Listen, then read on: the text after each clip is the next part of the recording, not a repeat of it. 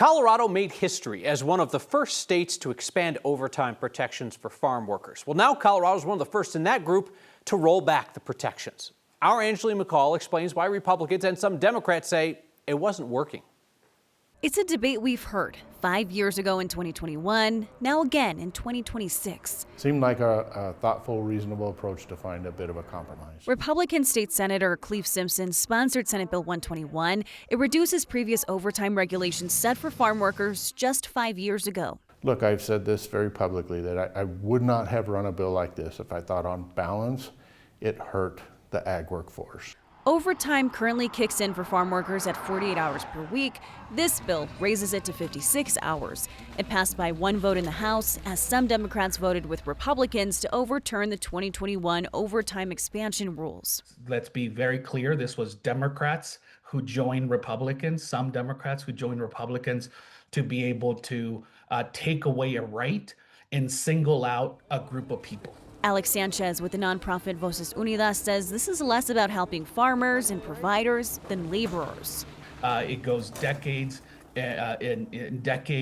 into our federal policies, the racism within our federal policies as to why we treat Black and brown people differently when it comes to some of the hardest jobs in this country that no white American is doing anymore. Simpson says the bill came out of conversations that seasonal workers were missing out on pay when farmers stopped scheduling beyond the current 48-hour threshold, in turn leaving workers with less money than before the overtime expansion rules. The seasonal approach is where, I heard from farm workers and producers both that just said, look, this isn't working, this ratcheting down, from 60 hours to 56 to 48. It's an argument that some advocates don't buy, and a decision they say they'll try to fight again in the future. The bill also increases penalties for farmers and providers who exploit workers, like failing to pay wages repeatedly or misclassifying workers to avoid paying wages or other benefits. Something to note here, Kyle, is that, of course, we have farm workers that work year-round, but really what this bill was meant to tackle was seasonal farm workers, so people who come and want to make money for, say, 6 months, 8 months, 4 months, and they're saying, I'm here to work, my family's not here. That's the point. That's why they're, yeah. But of course, advocates say, why not? Why shouldn't those overtime rules apply to them as well? All right, Angeline McCall, thank you. Denver, like the city of Denver, is becoming that coworker in your office who keeps hitting reply all, obnoxiously spamming everyone, in this case with emergency alert messages that people don't need. And the experts are worried that Denver's actually making folks disregard those alerts right ahead of what could be a dangerous wildfire season. On Saturday, Denver accidentally blasted out an all-clear alert after an armed robbery near Zunia, Florida. So it was meant to be for like a block or so of homes. It ended up going to everyone within the city limits. You might remember Denver similarly screwed up back in January for a shelter-in-place order that was meant for a small area around DU. Everybody in town heard about it. And our team has tracked a ton of problems with Denver's emergency alerting in the last 9 months, including messages that told people to go get more information on social media. Then the city didn't post information on social media. Experts on emergency alerts say when people get these irrelevant messages, they tend to stop paying attention or just turn off the alerts altogether. When's the last time you heard a car alarm go off and you saw everybody run out to their car and check? Nobody does that anymore because they've had too many car alarms, they're desensitized, and that's what's happening to wireless emergency alerts. Denver's 911 center blames the mix-up in January on a software problem. They said they're still trying to determine what caused the issue over the weekend. We're set to sit down with Denver's 911 director later this week and hopefully get some answers. The wife and children of Mohammed Solomon, the suspect in the anti-Semitic firebombing attack on Boulder's Pearl Street Mall, that family could be released from immigration detention this week after they've spent months in limbo. No one's accused them of participating in the attack or knowing anything about it, but the Trump administration targeted the family for immigration violations after the attack. The suspect's wife and 5 children have been detained at a family detention center in Texas for the last 10 months. The family's attorneys say the suspect's wife and children have had health issues while they've been in detention, and their attorneys believe they are among the longest held at the facility. This afternoon, a magistrate judge recommended their release, citing their, quote, prolonged detention and the government's aggressive tactics in the case. That recommendation from the magistrate judge is scheduled to be heard in federal district court on Thursday. And the family's attorneys tell us they're hopeful that that judge will agree and order the family released. Denver sure got cloudy fast this afternoon. Haze seemed to appear a bit after 4 o'clock, quickly dissipated, left behind a lot of hungry people who'd laugh at just about anything. Behind all that smoke, though, our Mark Salinger found a marijuana industry that's struggling. Denver's always been a mile high. Happy 420, man. But every April 20th, it feels just a little higher. My tattoo that I have is a matching tattoo that I got with my husband. It is a marijuana leaf. You wouldn't know it in the middle of the 420 festival in Civic Center Park. I'm actually on a 100 milligram edible right now. But Colorado's marijuana industry is facing some low times. The marijuana industry has been in a prolonged recession in Denver and across Colorado since it really hit its peak during the pandemic. Eric Escudero wasn't at the 420 festival, but he does keep track of the trends for Denver's Department of Licensing and Consumer Protection. Well, the marijuana industry is definitely in Denver in a transition, and this has been going on since 2020. In 2020, there was $514 million worth of marijuana sales in Denver. That was the peak. By 2025, it was down to $272 million. It's the same trend for the state of Colorado, with sales down more than 40% since their peak in 2021, of more than $2.2 billion. In the early days of marijuana legalization, you saw that if people wanted to consume, they wanted to take part in this, from all over the country, they'd come to Denver. And now as legalization is spread, you don't see those people coming like they used to. Now people don't have to travel to Denver to get their weed. Because it's legal and it's our right. And we can. I'm smoking Santa. I have a candy cane. Even in uncertain times, there's one thing Colorado can count on. And celebrate cannabis 365 days a year. 4:20 p.m. on 420 will always look like this. Snoop Dogg and Ice Cube are performing at Red Rocks tonight. Wiz Khalifa was there last night. Juicy J was there. Kyle, I think that's what we call economic stimulus around here. Yeah, I was about to say some stimulus is what a number of those folks could use. Okay, the vibe, though, it's nothing like what it used to be. It was much bigger, and the 420 Festival this year, talking with organizers, there's also all of that construction going on in Civic Center Park, plus it's a Monday. Yep. Mark Salinger, with what you will. Came back smelling like a party today. Thank you, Mark. Let's turn to meteorologist Chris Bianchi. Chris, is it an urban legend, or am I remembering a year in my mind when you could actually see the 420 haze in downtown Denver on the weather radar? 3 years ago, Kyle, you could see actually the cloud on the radar. It was able to pick it up. And as you mentioned, it's kind of a sign that's kind of gone downhill. We were actually asked Mark to take a photo if we were able to see a cloud downtown Denver. Couldn't see it today. But Kyle, there was an air quality alert issued for Denver, Colorado at 4:10 p.m. on 420, but the reason being good old-fashioned ozone action alert as that ozone gets baked into place, not the different kind of baking going on in Denver. 70s, 80s, Eastern Plains today, 50s and 60s in the high country, a good 20 degrees above average for much of the state on this Monday, and that's thanks to this ridge of high pressure, but low pressure moving in, and that will lead to a concerning fire weather outlook for particularly Wednesday and early Thursday. There's already a fire weather watch that's up for the Eastern Plains, but the concern here is those winds could gust up in some cases, especially in southeastern Colorado, up to 60 miles an hour. I don't have to tell you how dry it's been, how warm it's been. It's going to be one of those kind of a bit more concerning setups for Wednesday in particular. So we have a potential weather impact alert coming up on Wednesday, temperatures in the 80s. And then later on this week, those temperatures drop back into the 50s with some meaningful moisture likely on Sunday and Monday. Fingers crossed. We need it. Thank you, Crispy. Your generosity never fails. Your latest weekly Word of Thanks Microgiving project raised about $50,000 for the Nappy Project in northern Colorado, which allows the Food Bank for Larimer County to distribute tens of thousands of diapers and wipes each month to families in need. And tonight, there is a new way to track the impact of your giving, $18 million worth over 6 years, and also to see where exactly in Colorado you have helped our neighbors. You can go to wordofthanks.org. That's also where you can now nominate a nonprofit that is making an impact in Colorado. And as a reminder, I review every one of those nominations personally. So swing by wordofthanks.org and just take a look at all the good that you've done. Denver Pride is going to look a lot different this year. New location and funding challenges as companies walk away from diversity initiatives. We've seen organizations that have been with us for a long time that said, hey, we're not going to be able to do this. And we've seen new ones come in. Pride's organizer sits down for a conversation about whether Pride should be corporate at all and whether it's still relevant today. And state legislators want new rules for AI's impact on children. Hey, there's the music we know and love. Next.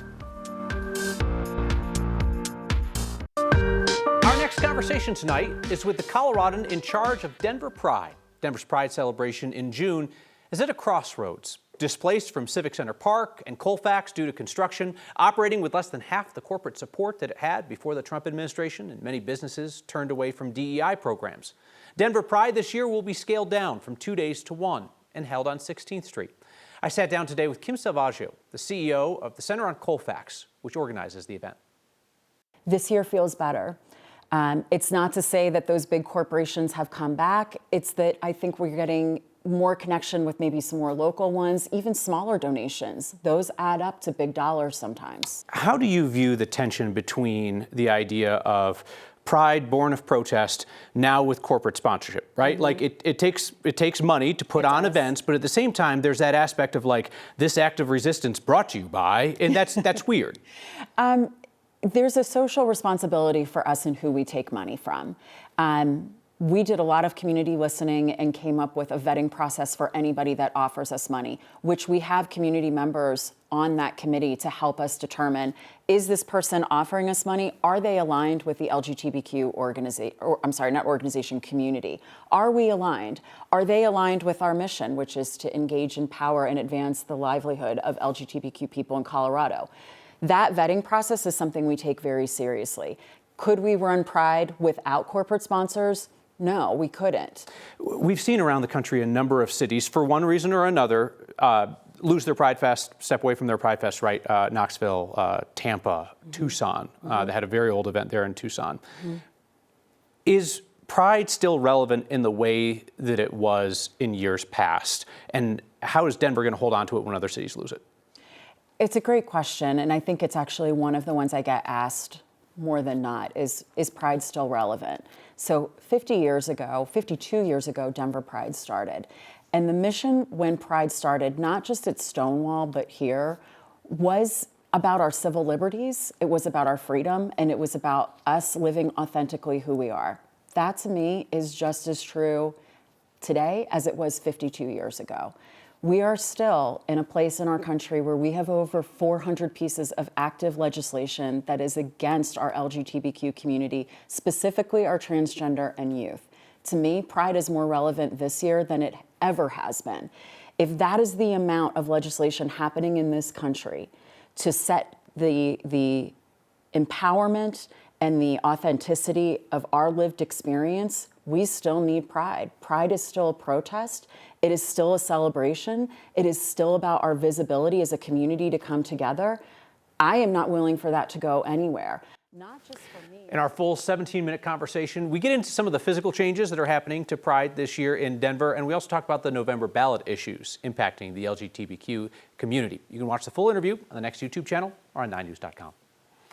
Today marks 27 years since 13 people were killed inside Columbine High School. Colorado and America were forever changed. Then a 14th victim died last year from the injuries she suffered that day.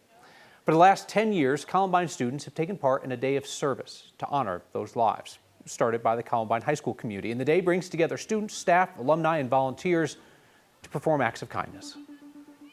I just wanted to be here because I had family that was in the tragedy, and it just makes a difference coming here for our community and what everything they do for us, we do for them. So it's just like it's a family here. More than 1,200 students signed up this year to help around the community. Now take a moment, as we do every year, to reflect and remember the 14 lives lost.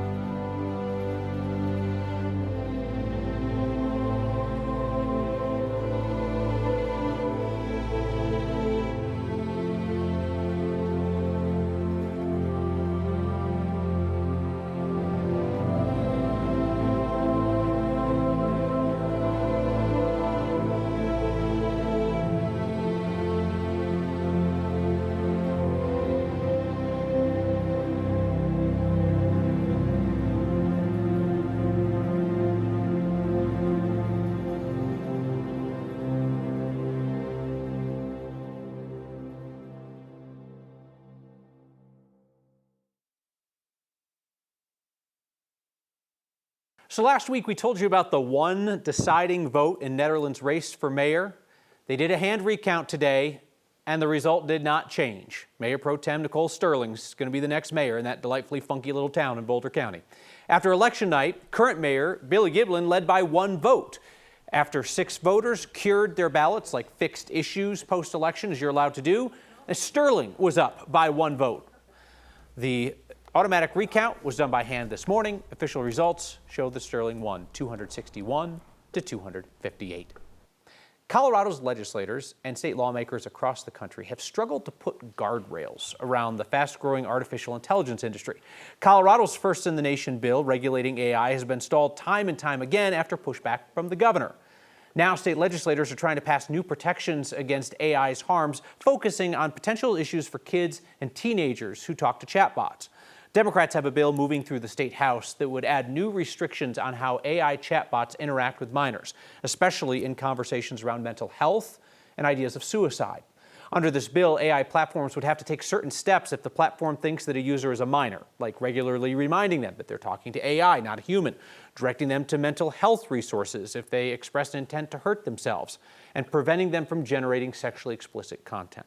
The bill's sponsors say it's just a first step toward broader protections, but this bill's been narrowly tailored, trying to get the approval of Democratic Governor Jared Polis, who's hesitant to regulate big tech. We understand that there are concerns with this bill. What we are trying to do is incredibly difficult. The pace in which AI is changing not only our lives, but the technologies in which we interact moves faster than legislation can in this building. I think it's no secret how the governor feels about regulating big tech. We want to get something signed this year and recognize that as this technology continues developed, we might have to come back next year and try to pass something stronger. Each violation of the law would be punishable by a $1,000 fine. Still has to pass the full House and Senate before heading to the governor. Bringing in feedback tonight, 9 News Director Mallory Davis. Here's the deal. Mallory has directed every single show at 9 News. This is the last one that you had yet to do. The very last one. Every show from 4:30 in the morning, 10 p.m., our political debates, all the stuff. She saved the best for last, or she had been avoiding us all of these years. Your feedback is next.